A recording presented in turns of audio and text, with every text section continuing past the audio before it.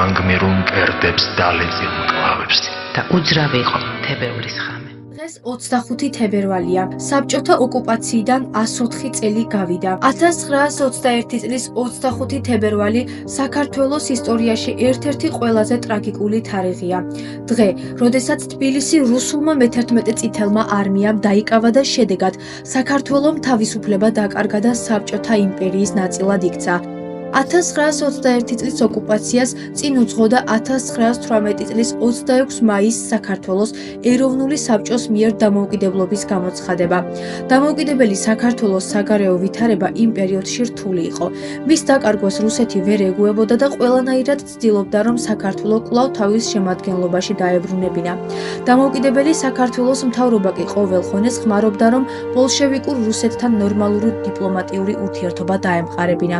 თუმცა საბოლოოდ რუსეთმა მაინც გადაწყვიტა ჩვენი ქვეყნის დაპყრობა და მის შემადგენლობაში მოქცევა. 16 თებერვალს მე-11 წითელი არმიის 96, მე-60 და მე-20 მსროლელთა ბრიგადის პოლკები სოფელ შულავერში შევიდნენ.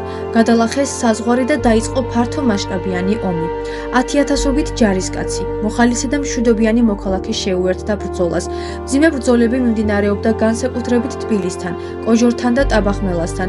ომის დაწყებიდან 10 დღის შემდეგ მოხდა საქართველოს გასაბჭოება.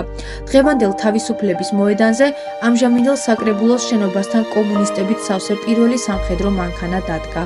26 თებერვალს გასაბჭოებიდან მეორე დღეს ქალაქის მოსახლეობამ რუსთაველის გამზირზე უზარმაზარი სამგლოვიარო პროცესია მოაწყო.